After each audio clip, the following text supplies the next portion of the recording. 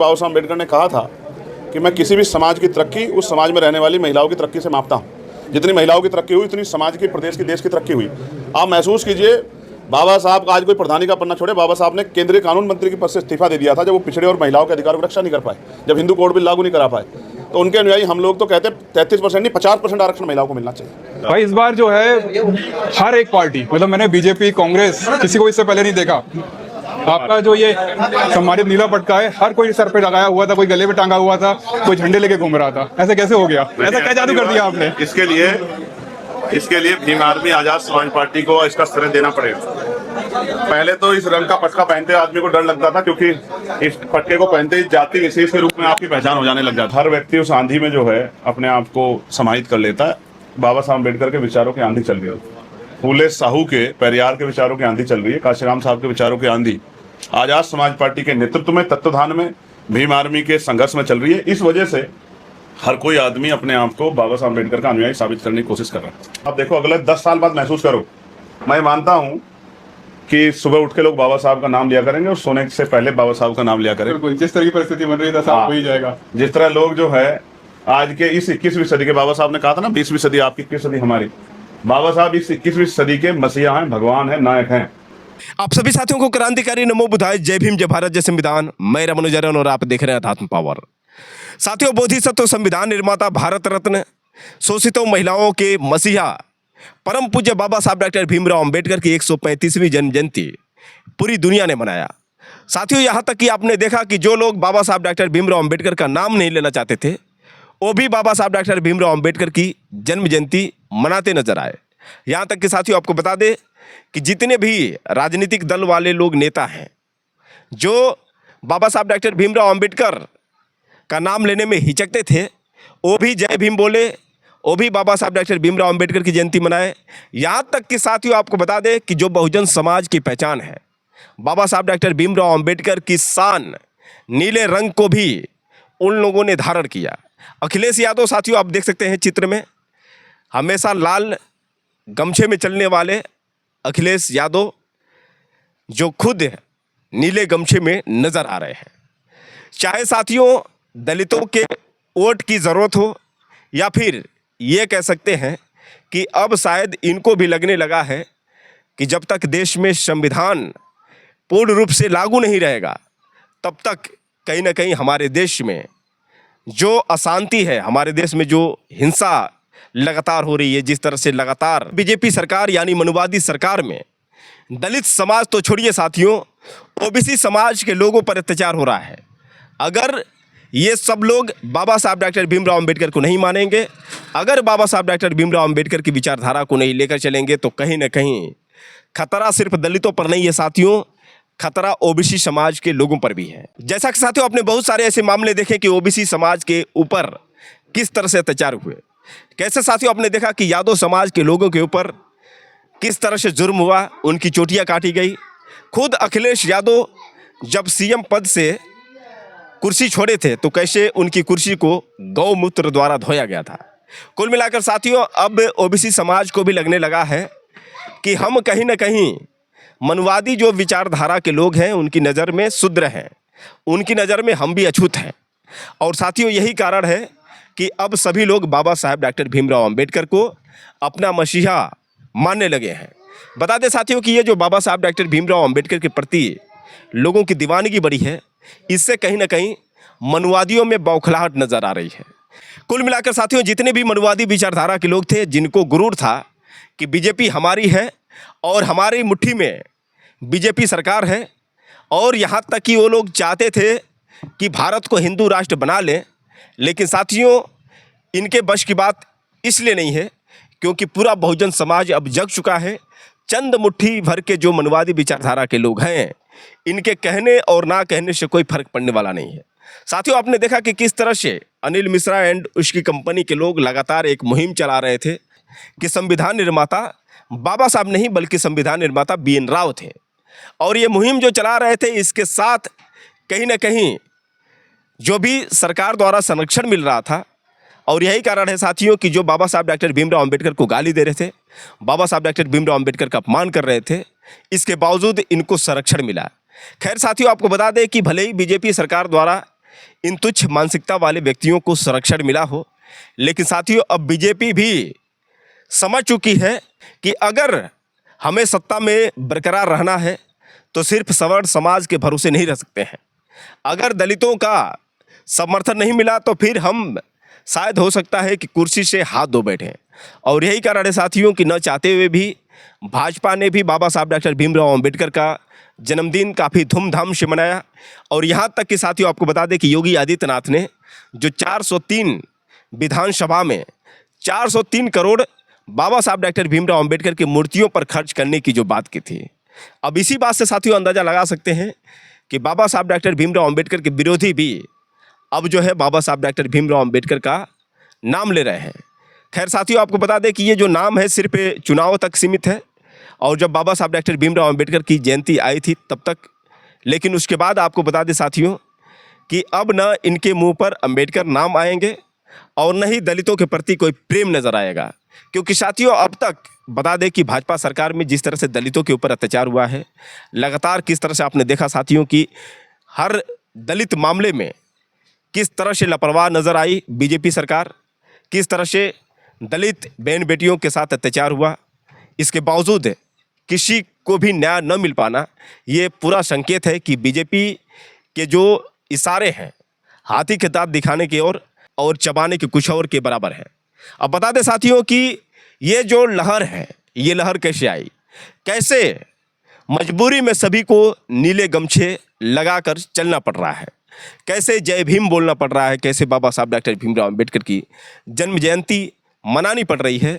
इसका पूरा श्रेय यदि जाता है साथियों तो भीम आर्मी चीफ आज़ाद समाज पार्टी के राष्ट्रीय अध्यक्ष वनगिना सांसद चंद्रशेखर आज़ाद को जाता है। क्योंकि साथियों जब से भीम आर्मी संगठन चंद्रशेखर आज़ाद ने बनाया, उसके बाद साथियों सहारनपुर का जब मामला था, जैसे सहारनपुर में जिस तरह से दलितों और ठाकुरों के बीच में जो हिंसा हुई थी, उसके बाद चंद्रशेखर आज़ाद का नाम सुनहरे अक्षरों में आया। उसके बाद इनकी राजनीति में आना और फिर से एक सांसद के रूप में जनता के बीच में दिखाई देना, कहीं ना कहीं साथियों अब जिस तरह से लगातार एक के बाद एक चंद्रशेखर आज़ाद रैलियां कर रहे हैं, जिस तरह से लगातार बैक टू बैक उनकी जनसभाएं हो रही हैं, और कुल मिलाकर साथियों आपको बता दें कि जो 18 जन प्रबुद्ध सम्मेलन हुए, इसका सीधा प्रभाव अब राजनीति पर पड़ने वाला है। बता दें साथियों कि अब उत्तर प्रदेश में एक नई राजनीति देखने को मिल रही है और अब तो ये सुनने में आ रहा है कि चंद्रशेखर आज़ाद की जो लोकप्रियता है दिन पर दिन बढ़ती जा रही है और कहने में ये आ रहा है कि उत्तर प्रदेश के मुख्यमंत्री चंद्रशेखर आज़ाद तो बनेंगे ही बनेंगे। साथ ही साथ आपको बता दें साथियों कि जिस तरह से नेपाल एक नया दौर देखने को मिला, नेपाल में किस तरह से एक युवा प्रधानमंत्री बना, ठीक उसी तरह से साथियों आपको बता दें कि अब जो है भारत में भी चंद्रशेखर आज़ाद के प्रति लोकप्रियता बढ़ती जा रही है और सबकी डिमांड जो है अब चंद्रशेखर आज़ाद बन चुके हैं। बता दें साथियों कि चंद्रशेखर आज़ाद जी से जब पूछा गया कि नीले गमछे का जो राज क्या है, आखिर जो नहीं चाहते थे वो भी नीले गमछे पहनकर कैसे घूम रहे हैं, तो भीम आर्मी चीफ चंद्रशेखर आज़ाद ने क्या कहा, पहले आप इनकी बात सुनिए, उसके बाद हम सीधे आपसे बात कर रहे हैं। भाई बाबा साहब अम्बेडकर की जन्म की मंगल कामनाएं आपको। भाई इस बार जो है हर एक पार्टी, मतलब मैंने बीजेपी कांग्रेस किसी को इससे पहले नहीं देखा, आपका जो ये सम्मानित नीला पटका है हर कोई सर पे लगाया हुआ था, कोई गले पे टांगा हुआ था, कोई झंडे लेके घूम रहा था। ऐसे कैसे हो गया, ऐसा क्या जादू कर दिया आपने? इसके लिए भीम आर्मी आजाद समाज पार्टी को इसका श्रेय देना पड़ेगा। पहले तो इस रंग का पटका पहनते आदमी को डर लगता था, क्योंकि इस पटके को पहनते ही जाति विशेष के रूप में आपकी पहचान हो जाने लग जाती। जी भाई। लेकिन पिछले 6-7 सालों में जिस तरह का संघर्ष पहले भीम आर्मी के माध्यम से और फिर आजाद समाज पार्टी के माध्यम से छोटे बड़े कार्यक्रम करके, गांव-गांव जाके यात्राएं निकाल के, जन जागरण अभियान चला के जो माहौल आजाद समाज पार्टी ने बनाया है, आप महसूस करो, आपको लगा होगा कि बाढ़ आ गई है, हर कोई बाबा साहब के रंग में खुद को रंगा हुआ महसूस कर रहा है। बिल्कुल। कभी कभी कहते हैं ना, जब आंधी चलती है तो हर व्यक्ति उस आंधी में जो है अपने आप को समाहित कर लेता है। बाबा साहब अम्बेडकर के विचारों की आंधी चल रही है, फूले साहू के, पेरियार के विचारों की आंधी चल रही है, काशीराम साहब के विचारों की आंधी आजाद समाज पार्टी के नेतृत्व में, तत्वाधान में, भीम आर्मी के संघर्ष में चल रही है। इस वजह से हर कोई आदमी अपने आप को बाबा साहब अम्बेडकर का अनुयायी साबित करने की कोशिश कर रहा है। और आप ही एक ऐसे व्यक्ति हैं जिन्होंने हर एक व्यक्ति, जैसे हम बोलते हैं ना, काशीराम साहब ने हर घर में बाबा साहब की तस्वीर पहुंचा दी, और ये मेरा एक्सपीरियंस है कि आपने हर एक व्यक्ति के हाथ में भारत का संविधान पहुंचा दिया। देखिए, पहले संविधान कोई नहीं उठाता था। बिल्कुल। हम भले ही राजनीति में नए हों, लेकिन हमने तौर तरीकों में तो बदलाव हमारे नेतृत्व में देखा ही गया है। पहले कोई किसी के घर नहीं जाता था दुख सुख में, कोई आंदोलन नहीं करता था। सारी पार्टी कहती थी आंदोलन करके कुछ होगा नहीं। कोई घटना होती, लोग कहते थे हम नहीं जाएंगे, बात नहीं करेंगे पीड़ित परिवार से। और कोई संविधान नहीं उठाता था, संविधान को बचाने की या लागू कराने की बात नहीं करता था। कोई नीला पटका नहीं पहनता था। ये सारी चीजें बदलाव ये इसलिए हुए हैं क्योंकि आजाद समाज पार्टी भीम आर्मी के लोग निरंतर काम कर रहे हैं। और आप देखो, अगले 10 साल बाद महसूस करो, मैं मानता हूं कि सुबह उठ के लोग बाबा साहब का नाम लिया करेंगे और सोने से पहले बाबा साहब का नाम लिया करेंगे। बिल्कुल, जिस तरह की परिस्थिति बन रही है साहब हो ही जाएगा। जिस तरह लोग जो है आज के इस 21वीं सदी के, बाबा साहब ने कहा था ना 20वीं सदी आपकी, 21 सदी हमारी। बाबा साहब इस 21वीं सदी के मसीहा हैं, भगवान हैं, नायक हैं। अगर कोई राजनीति करेगा, सामाजिक आंदोलन चलाएगा, परिवर्तन की बात करेगा, कुछ नया करने का प्रयास करेगा, तो बाबा साहब अम्बेडकर को अपने करीब पाएगा। तो दोस्तों, आपने सुना किस तरह से भीम आर्मी चीफ चंद्रशेखर आज़ाद ने नीले गमछे के बारे में बताया, और कैसे उन्होंने ये बताया कि कभी लोग नीला गमछा पहनने में शर्म महसूस करते थे, जिनको लगता था कि इससे जाति की पहचान होती है। लेकिन देखिए, जो अन्य लोग हैं वो भी नीले गमछे पहन रहे हैं। यहाँ तक कि भीम आर्मी चीफ चंद्रशेखर आज़ाद ने यह भी बताया कि 21वीं सदी के जो भगवान हैं हमारे परम पूज्य बाबा साहब डॉक्टर भीमराव अंबेडकर हैं। अब बता दें साथियों कि भीम आर्मी चीफ चंद्रशेखर आज़ाद जो हर एक मुद्दे पर आवाज़ उठाते हैं, बहुत सारे ऐसे मुद्दे जिन पर चंद्रशेखर आज़ाद ने अपनी बात कही। आखिर भीम आर्मी चीफ चंद्रशेखर आज़ाद ने मीडिया वालों के सामने क्या बात की, पहले आप इनकी बात सुनिए, उसके बाद हम सीधे आपसे बात कर रहे हैं। नोएडा में जो मजदूरों का आंदोलन हुआ, आपने और मैंने देखा, मजदूर मजबूर होकर सड़कों पे आया क्योंकि उनसे वादा हुआ था वेतन वृद्धि का, वो नहीं हुआ। और फिर अब जो कार्रवाई हो रही है, 300 400 लोगों को बंद किया गया, उनके माँ बाप बिलख रहे हैं वहाँ। कोई बिहार का रहने वाला है, पैसे कमा के अपने परिवार को भेजता है, वो उसका पूरा जीवन, उसका घर सब बर्बाद हो रहा है क्योंकि उसको पता ही नहीं है, उन परिवार को तो पता है कि वो आदमी वहाँ कमाने गया, लेकिन पता ही नहीं है कि वो जेल चला गया है।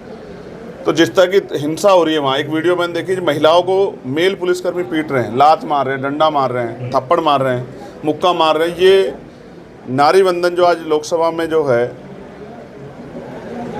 संशोधन आया है 2023 का, अगर ये भारतीय जनता पार्टी की सरकार में इस तरह की महिलाओं के साथ, बेटियों के साथ मारपीट होगी तो कौन सा नारी वंदन का कार्यक्रम सरकार चला रही है। और तीसरा अति महत्वपूर्ण जो लखनऊ में हुआ है, विकास नगर में कैसे आग लगी, उस आग से कितना बड़ा नुकसान हुआ, उसका आकलन होना चाहिए।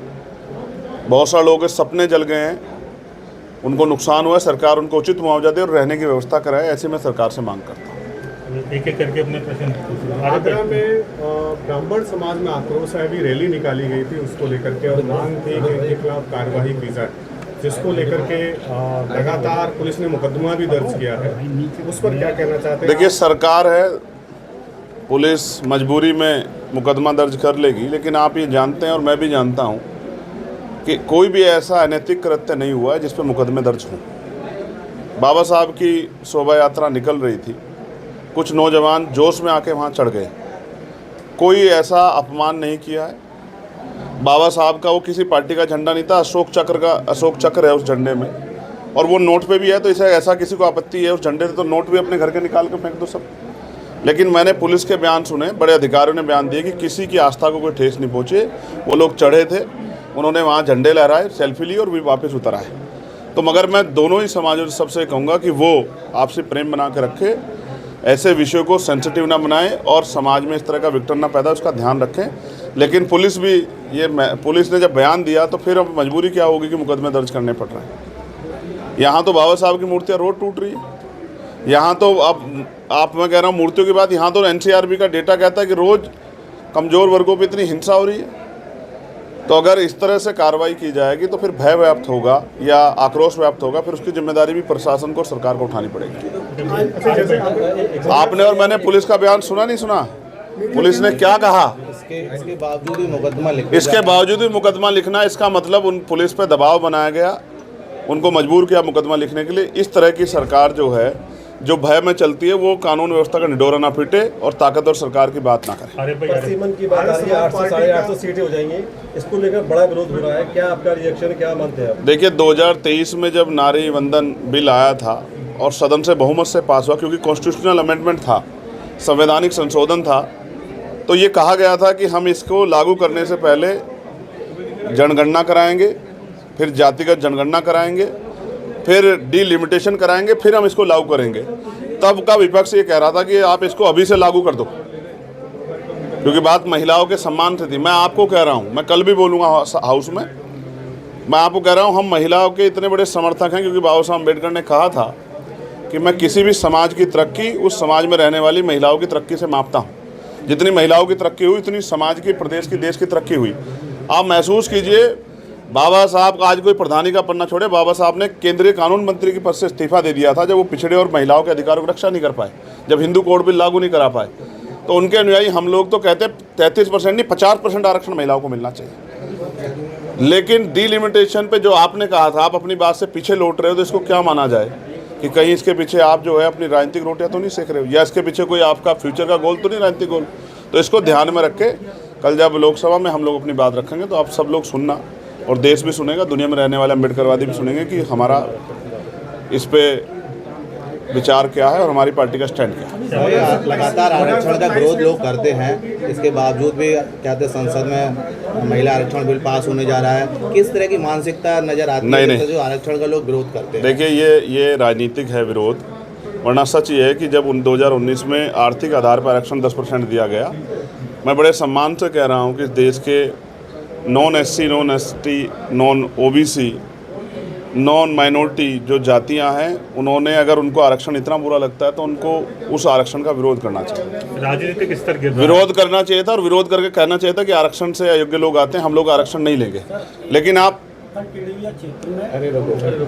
आरक्षण भी एक तरफ ले रहे हैं 10%, और फिर आप दूसरे मुंह से आरक्षण का विरोध भी कर रहे हैं। तो इस बात को कैसे माना जाए कि जब आपको चाहिए हो तो हाथ फैला लेते हो, और जब किसी और की बारी आती है तो सवाल खड़ा करने लग जाते हो। अपने अंदर खुद से ही जो है ये दो मुही बात है, इस पर सोचना चाहिए जो लोग विरोध कर रहे हैं। 50% आरक्षण का सवर्ण समाज उपयोग करता रहा है सदियों से, आज भी कर रहा है, तो वो आरक्षण सवर्ण समाज ले रहा है या SC ST OBC ले रहा है? देखिए, मैं फिर कह, हर चीज़ की समीक्षा जरूरी है, गणना होगी, आर्थिक सर्वे के आंकड़े आएंगे, संख्या बल पता लगेगा तो सब कुछ सबके सामने आ जाएगा। अभी किसी पर टिप्पणी करना या कोई बिना डेटा की कोई बात करना ठीक नहीं है। ये बात सही है कि 10% लोगों पे देश की 50-60% पूंजी है, इस बात का तो सर्वे और डेटा है देश के पास कि मात्र बहुत चंद लोगों पे, और इवन 1% लोगों पे 40% संपत्ति है। तो देश में आर्थिक संसाधन तो बराबर नहीं, इस बात को तो कहा जा सकता है। आर्थिक जो पर कैपिटल इनकम है वो इतनी कम है, वो सबके सामने है। ये लड़ाई रंग की है भी नहीं, ना ये रंग की है ना झंडे की, ये विचारों की लड़ाई है। उनके कर्मों से, जिसने भी ये झंडा या रंग पहना है, उनके कर्मों से आप देख लो क्या वो बाबा साहब के विचारों पे सही चल रहे हैं, या सिर्फ चुनावी समय में बाबा साहब के अपनाए हुए रंग या झंडे को या साफे को पहन के वोट ठगने काम करे। जनता समझदार है, आपसे मुझसे ज़्यादा समझदार है जनता। अपने प्रेस कॉन्फ्रेंस में नीले रंग को अपना रंग बताया। नीला रंग समानता का रंग है, और बहन जी हो या हम हो या कोई भी हो जो समानता को मानता है वो इसी बात कहेगा कि हमारा ही रंग है। तो दोस्तों, आपने सुना किस तरह से भीम आर्मी चीफ चंद्रशेखर आज़ाद ने आरक्षण को लेकर ये बात कही कि कुछ जातंकवादी विचारधारा के लोग जो आरक्षण का विरोध करते हैं, लेकिन जब 10% आरक्षण लेने की बात आती है तो कैसे ये झोली फैला लेते हैं, लेकिन जब किसी और की बात आती है तो कैसे ये मुंह बना लेते हैं। वहीं साथियों, आपको बता दें कि भीम आर्मी चीफ चंद्रशेखर आज़ाद ने परशुराम चौक के मामले को लेकर बताया कि कैसे वहाँ पर जानबूझकर विवाद फैलाने की कोशिश की गई। यहाँ तक कि उन्होंने साफ तौर से कह दिया कि जो बहुजन समाज के लोग बाबा साहब डॉक्टर भीमराव अंबेडकर के जन्म जयंती पर जोश में आकर नीले झंडे वहाँ पर लहराए थे, यहाँ तक कि उन्होंने ये भी कहा कि उस नीले झंडे में सम्राट अशोक के चक्र हैं। अगर सम्राट अशोक के चक्र से आपको एलर्जी है तो आप नोट में जो चक्र है, नोट को क्यों नहीं फेंक देते हैं। वही साथियों, भीम आर्मी चीफ चंद्रशेखर आज़ाद ने यह भी बताया कि वहाँ की पुलिस का कहना है कि जो भी कुछ हुआ कोई गलत नहीं हुआ। वहाँ पर भीम आर्मी के जितने भी कार्यकर्ता हैं झंडे लेकर पहुँचे थे, और नहीं वहाँ पर कोई परशुराम की मूर्ति है जिससे वहाँ पर किसी भी प्रकार का अपमान हुआ है। लेकिन साथियों कुछ जातंकवादी मानसिकता के लोग इसको विवाद के रूप में लाने की कोशिश किए। खैर साथियों आपको बता दें कि बहुत कुछ देखने को मिल रहा है इस सरकार में। एक तरफ पुलिस का जो बयान सामने नजर आया कि जो भी वहाँ पर कार्यकर्ता पहुँचे थे उन लोगों ने कोई ऐसा कार्य नहीं किया जिससे किसी भी प्रकार के सम्मान पर ठेस पहुँचा। लेकिन वहीं दूसरी तरफ देखा जाए तो सरकार के दबाव में आकर उनके ऊपर मुकदमा दर्ज हो गया। तो साथियों इस सरकार की दोहरी मानसिकता को लेकर आप लोग की क्या राय है, आप लोग कमेंट करके बताएं। और चंद्रशेखर आज़ाद को लेकर क्या कहना चाहते हैं आप लोग कमेंट करके जरूर बताएं। वैसे साथियों आप लोग को ये वीडियो कैसा लगा ये भी बताइएगा, और हो सके तो इस वीडियो को ज़्यादा से ज़्यादा शेयर करिए। फिर मिलेंगे अगले वीडियो के साथ, तब तक के लिए क्रांतिकारी नमो बुधाय, जय भीम।